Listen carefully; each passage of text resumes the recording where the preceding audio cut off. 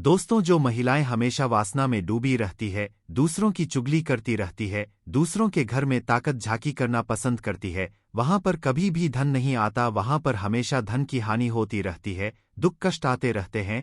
गरुड़ पुराण के अनुसार ऐसा मनुष्य सभी तरह की सुख धन दौलत से वंचित रह जाता है और माता लक्ष्मी ऐसे घर में कभी भी नहीं आती। दोस्तों, आप ध्यान रखिएगा, या गलती आप ना करें। दोस्तों, अब नंबर 2 पर है, जिस घर की महिलाएं झाड़ू को पर से लगती है या फिर पर से ठोकर मरती है, वहां कभी भी माता लक्ष्मी का वास नहीं होता। ऐसे घर में जिंदगी भर गरीबी ही रहती है। माना जाता है कि झाड़ू में मां लक्ष्मी का वास होता है। तो दोस्तों, अब 3 पर है, क्या आपके घर की महिलाएं तभी या कढ़ाई को झूठा रख देती है, ऐसे ही चूल्हे पर झूठा बर्तन रखकर सो जाती है, तो ऐसे घर में कभी भी सुख समृद्धि नहीं आती। यह गरीबी और दुखों का कारण होता है, क्योंकि झूठे बर्तन भी श्राप देते हैं। इसलिए रात को झूठे बर्तन ना रखें। 4 पर है, दोस्तों, जिस घर की औरत ठोकर से दरवाजे को खोलती है या फिर बंद करती है, वहां से धन की देवी लक्ष्मी नाराज होकर हमेशा के लिए घर से चली जाती है। इसलिए अगर आपके घर में ऐसा होता है तो तुरंत ही उसे रोक दें। अब 5 है, दोस्तों, अगर घर की महिला दहलीज पर बैठकर भोजन करती है तो उसे घर की बर्बादी का कारण वह बनती है। हमारे हिंदू धर्म में इसे बेहद ही अशुभ माना जाता है। दहलीज पर भोजन करना पति की हैसियत से ज्यादा भोजन करना, इन सबसे घर में बर्बादी आती है। हफ्ते में एक बार नमक पानी मिलाकर घर में पूछा जरूर करें, ऐसा करने से माता लक्ष्मी की कृपा बनी रहती है। अधूरी साफ सफाई करने से माता लक्ष्मी क्रोधी होती है। दोस्तों, 7 जी, घर की महिलाएं रात को या शाम को झाड़ू लगाती है, उसे घर में कंगाली अवश्य ही आती है। इसलिए इस आदत को छोड़ दे, माता लक्ष्मी निराश हो जाती है, क्योंकि इस समय माता लक्ष्मी के आराम का समय होता है। अब 8 है, अगर आपके घर की महिलाओं को देर तक सोने की आदत है तो वह घर परिवार बहुत ही जल्दी नष्ट हो सकता है। देर से सोना और सुबह ना उठाना अपने परिवार वालों के लिए और पति के लिए असफलता का कारण बनता है। माता लक्ष्मी ऐसे व्यक्ति पतियों का साथ कभी नहीं देता। अब 9 पर जो महिलाएं सुबह उठकर आंगन साफ नहीं करती, ऐसे घर में माता लक्ष्मी वास नहीं करती। महिलाओं को सुबह उठकर आंगन में पानी का छिड़काव करना चाहिए और गंगाजल अवश्य छिड़कना चाहिए और घर को साफ सुथरा रखना चाहिए। ऐसे घर में माता लक्ष्मी वास करती है। जिस घर में गंगाजल का छिड़काव करते हैं, देवी लक्ष्मी और 100 से भी ज्यादा देवी देवता आपके घर में वास करते हैं।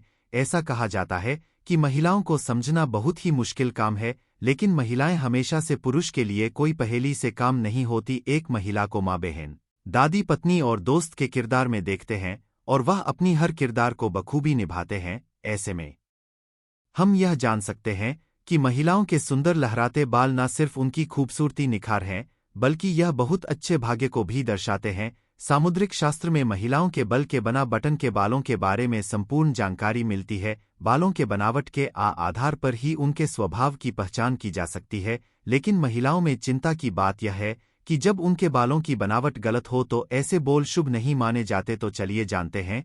तो दोस्तों, पहले नंबर पर है, कम से कम बाल और बेजान बाल, पतला बाल। शास्त्रों के अनुसार जिन महिलाओं के कंबल होते हैं और पतले बाल होते हैं तो उन्हें कई सारी परेशानियों का सामना करना पड़ता है। ज्योतिष शास्त्र में महिलाओं के टूटे बाल और गंदे बाल शुभ माने जाते हैं। ऐसी महिलाएं होती हैं, उनके घर में कभी भी कामयाबी प्राप्त नहीं होती। ऐसे घर की महिला बीमारी से ग्रस्त भी होती है। 2 है, दोस्तों, अब लंबे या घुंघराले बाल। ज्योतिष शास्त्र में ऐसे बाल बहुत ही महत्वपूर्ण होते हैं और शास्त्रों में बताया गया है जिनके बाल लंबे घने होते हैं वह सुभिता को दर्शाते हैं। ऐसे बोल साक्षात माता लक्ष्मी को दर्शाते हैं। वहीं लंबी और घुंघराले बाल वाले महिला के खूबसूरती में चांद चांद लग जाती है। साथ ही ऐसे घर में यह लोग जहां भी जाते हैं, पैसे चुंबक की तरह वहां खींचे चले आते हैं। दोस्तों, अब 3 है, बार बार बालों का टूटना। इन महिलाओं के बाल बार बार टूटे हैं तो यह सही लक्षण नहीं होता। ज्योतिष शास्त्र के अनुसार जिन महिलाओं के बाल टूटते हैं वहां कर्ज भी बढ़ता रहता है और पैसा भी पानी की तरह ही बेहतर रहता है। तो दोस्तों, इन लक्षणों को नजरअंदाज ना करें। दोस्तों, अब 4 है, जमीन पर पड़े बाल नकारात्मक ऊर्जा को आकर्षित करता है। अक्सर देखा जाता है कि महिलाओं के बाल टूट जाते हैं तो वह बाल जमीन पर फेंक देते हैं, जिसके कारण टूटे हुए बाल किसी गलत व्यक्ति के हाथ में लग जाते हैं, जो उसका गलत इस्तेमाल कर सकता है या फिर तोने तोटके द्वारा आपको अपने बस में भी कर सकता है और यह आपके परिवार के लिए बहुत ज्यादा खतरनाक हो सकता है। यहाँ तक कि आपके परिवार में मौत का जल भी बन सकता है। इसलिए सावधान रहे और टूटे हुए बाल को कभी भी किसी अनजान व्यक्ति को ना दे और ना ही टूटे हुए बाल को इधर-उधर फेंक। हमेशा टूटे हुए बाल को आपको अपने हाथों में लपेटकर किसी चीज में बांधकर ही फेंकना चाहिए और इसी में आपकी भलाई है। दोस्तों, अब नंबर 5 है, महिलाओं के बल और उनकी एक गलती पूरे परिवार को बर्बाद कर सकती है। शास्त्रों के अनुसार शाम के समय आप एकांत में है तो तुरंत अपने सर पर पल्लू डाल ले, इसी में आपकी भलाई है, क्योंकि रात के समय कभी भी खुले बाल करके नहीं सोना चाहिए और ऐसा करने से बुरी आत्मा आप पर हावी हो सकती है। तो दोस्तों, वही नज़र दोस्त से बचने के लिए बार बार अपने लंबे बालों का प्रदर्शन नहीं करें, इससे आप बर्बाद हो सकते हैं। अरे मैं आपको किसी की भयानक नज़र लग सकती है। तो दोस्तों, नज़र एक ऐसी बीमारी है जिसके कारण पत्थर भी टूट जाते हैं। तो आप तो एक मामूली से इंसान है, इसलिए आप अपने बाल का खास ख्याल रखें। दोस्तों, हर पत्नी को सोचना चाहिए कि घर की कमाई का ध्यान रखकर खर्च करें और बचत बनाए रखें। अगर आप पैसे के मामले में समझदार नहीं है तो आपको बाद में महंगा पड़ सकता है। लगातार लग्जरियस चीज़ों की शिकायत करना अच्छी बात नहीं है। यदि आपके पति कर्ज में डूबेंगे तो उन पर कर्ज बढ़ेगा। इस स्थिति में आपसे भी मनमुटाव बन सकता है, तो इसलिए इस बात का आप खास ख्याल रखें। आपके पास जितना भी है उतने में खुश रहे। आपके पति जैसे ही आपके घर में प्रवेश करें, आपको आपके दिमाग से नकारात्मक बातें हटा देना चाहिए। लड़कों को चीज़ों को सुलझाना पसंद नहीं है और आप शिकायतों की ढेर उनके सामने लाकर रख देती है तो आपसे वह दूर चले जाते हैं। और जिस घर में पति पत्नी के बीच झगड़ा होता है उसे घर में दरिद्रता जगह बना लेती है। हर आदमी चाहता है कि उसके पत्नी को खुश रखे, लेकिन आप उनको ऐसा महसूस करने लगते हैं और वह शिकायत है तो आपके बीच दरारें आने लगते हैं। क्योंकि दोस्तों, जिस घर की स्त्री हमेशा शिकायत करती हो, हमेशा खुश ना रहती हो, तो ऐसे घरों में देवी देवता नाराज होकर चले जाते हैं। तो घर की स्त्री का स्वभाव शांत होना चाहिए, शिकायतें आपको ज्यादा नहीं करनी चाहिए। इससे पति पत्नी के रिश्ते भी सुधरेंगे, साथ ही साथ देवी देवताओं का आशीर्वाद भी आपको प्राप्त होगा। इसलिए हमेशा घर में शांति बनाए रखें। तो दोस्तों, आपको हम बता दें कि स्त्री पुरुष समाज के दो ऐसे स्तंभ हैं जिन पर पूरी दुनिया टिकी हुई है। विपरीत लिंगी होने के कारण दोनों के मध्य आकर्षण होना भी स्वाभाविक और सत्य बात है। यह दोनों एक दूसरे के पूरक है, एक दूसरे के बिना दोनों अधूरे हैं। इसी क्रम में दोनों का परस्पर मिलन भी एक सामान्य बात है। धार्मिक मान्यताओं के अनुसार स्त्री पुरुष का संगम यदि परंपराओं के अनुसार होता है तो यह एक पवित्र घटना होती है। सरल शब्दों में देखें तो दोनों का मिलन अगर समाज द्वारा बनाए गए विधि विधान से होता है तो यह एक सामान्य घटना है।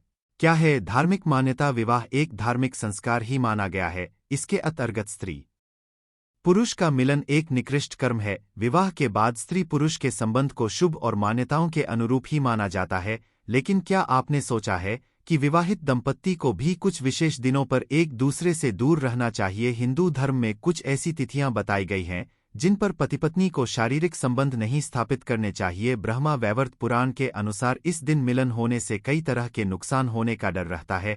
आइए हम आपको बताते हैं कि किन दिनों शारीरिक संबंध बनाने को वर्जित माना गया है। नवरात्र का पावन पर्व नवरात्र के 9 दिन देवी माँ की आराधना में लीन रहने के लिए होते हैं। कुछ लोग पूरे 9 दिन का व्रत रखते हैं और कुछ प्रथम और अंतिम नवरात्र के पवित्र दिनों में सभी लोग विधि विधान से माता की पूजा एवं कलश स्थापित करते हैं। ऐसे में नवरात्र के दौरान स्त्री पुरुष के बीच शारीरिक संबंध स्थापित होना निषेध बताया गया है। पड़ता है नकारात्मक प्रभाव। शास्त्रों में उल्लेख है कि अमावस्या के दिन पति पत्नी को एक दूसरे से दूर रहना चाहिए, अर्थात शारीरिक संबंध बनाने से बचना चाहिए। ऐसा करने के पीछे मान्यता है कि इससे उनके वैवाहिक जीवन पर नकारात्मक प्रभाव पड़ता है। इसके अलावा पूर्णिमा की रात भी दंपति को एक दूसरे से अलग ही रहना चाहिए। बुरी शक्तियां इस दिन ऊर्जावान रहती हैं, इसलिए इसका असर रिश्ते पर पड़ सकता है। इस वजह से इस दिन संबंध बनाने से बचना चाहिए। संक्रांति पर भी बचना चाहिए। संक्रांति की तिथि पर भी पति पत्नी को संबंध नहीं बनाने चाहिए। माना जाता है कि इस दौरान भी नजदीकी कायम करना अशुभ होता है, उनके रिश्ते पर इसका दुष्प्रभाव पड़ सकता है। इसलिए संक्रांति पर संभल कर रहना चाहिए। चतुर्थी अष्टमी पर भी रहना चाहिए दूर। पुराणों के अनुसार माह की चतुर्थी और अष्टमी तिथि पर भी पति पत्नी को एक दूसरे से दूरी बनाए रखनी चाहिए। पुराणों के अनुसार रविवार का दिन भी पति पत्नी के मिलन के लिए सही नहीं है, इसलिए इस दिन एक दूसरे से दूर ही रहना चाहिए। शारीरिक संबंधों के लिए यह समय उचित नहीं होता है। श्राद्ध पर साथी के निकट जाने से बचना चाहिए। श्राद्ध का समय पितरों को स्मरण करते हुए उनकी पूजा अर्चना करने का होता है। 15 दिनों तक लोग अपने पितरों की आत्मा की शांति के लिए पूजा यज्ञ और हवन करवाते हैं, इसलिए मन तन कर्म वचन से शुद्धि बहुत जरूरी होती है।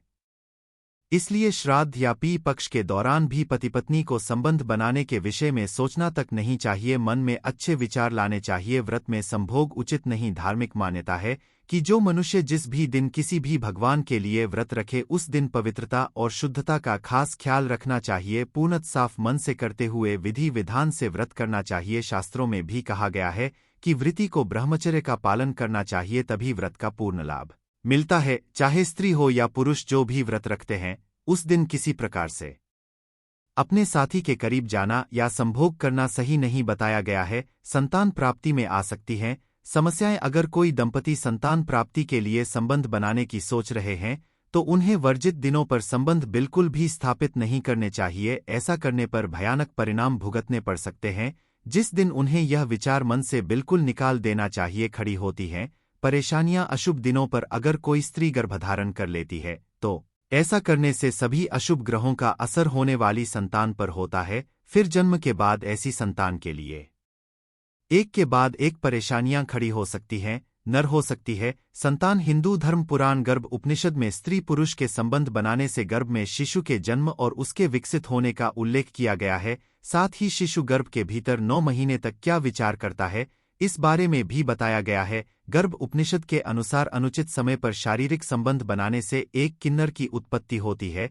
इस रहस्य को गर्भ उपनिषद में बताया गया है। मंगल पहुंचाता है हानि। जितनी तिथियों पर संबंध स्थापित करना वर्जित बताया गया है। इन दिनों का स्वामी है मंगल, जो कि अत्यंत क्रोधी एवं विनाशकारी ग्रह माना जाता है। मंगल ग्रह के प्रभाव में जिस बच्चे का जन्म होता है वह स्वभाव से जिद्दी होते हैं, अपने से बड़ों की बात नहीं सुनते हैं और अपने हिसाब से सभी कार्य करते हैं। ऐसे बच्चे हिंसक प्रवृत्ति के भी होते हैं। इसलिए शास्त्रों के अनुसार इस दिन कोई भी शुभ कार्य करने की मनाही होती है। घमंडी होती है। संतान गर्भ संस्कार के अनुसार मंगलवार का दिन गर्भधारण के लिए बेहद अशुभ है। यदि इस दिन स्त्री गर्भधारण कर ले तो होने वाली संतान बेहद क्रोधी और घमंडी होती है। मंगल ग्रह के प्रभाव में जन्मे बच्चे किसी की बात नहीं सुनते, केवल अपने मन मुताबिक कार्य करते हैं। इन बच्चों के स्वभाव में ही हिंसा होती है, जिसके चलते यह सभी को परेशान भी करते हैं। शनिवार का दिन है अशुभ। शनिवार शनि ग्रह को समर्पित होता है। ज्योतिष शास्त्र में इस ग्रह को क्रूर और पापी की दृष्टि से देखते हैं। शनि ग्रह के प्रभाव से उत्पन्न हुई संतान अत्यंत निराशावादी एवं नकारात्मक रखने वाली हो सकती है। शनि ग्रह के कारण कई बार ऐसे प्रभाव से जन्मी संतान ताम्र रोगी रह सकती है। इसलिए इस दिन को पति पत्नी का संतान उत्पत्ति के विचार से संबंध स्थापित करना अशुभ कहा जाता है। रविवार के दिन बनाने से चढ़ता है पाप। गर्भ संस्कार के अनुसार रविवार के दिन को पूर्ण रूप से भगवान सूर्य की पूजा अर्चना के लिए समर्पित माना गया है और ऐसे शुभ दिन पर पति पत्नी का सेक्स करना पाप के समान माना गया है। ऐसे दिन संबंध बनाने से नुकसान उठाना पड़ सकता है। सप्ताह के यह दिन है शुभ, जहां मंगलवार शनिवार और रविवार शारीरिक संबंध के लिए सही नहीं होते हैं। वहीं सप्ताह के बाकी 4 दिन गर्भ धारण करने के लिए शुभ माने जाते हैं। इसलिए सप्ताह के इन दिनों में पति पत्नी संबंध बना सकते हैं। आज की वीडियो कैसी लगी हमें कमेंट करके जरूर बताइएगा और अगर वीडियो पसंद आई हो तो वीडियो को लाइक शेयर कमेंट और चैनल को सब्सक्राइब जरूर कर लीजिएगा।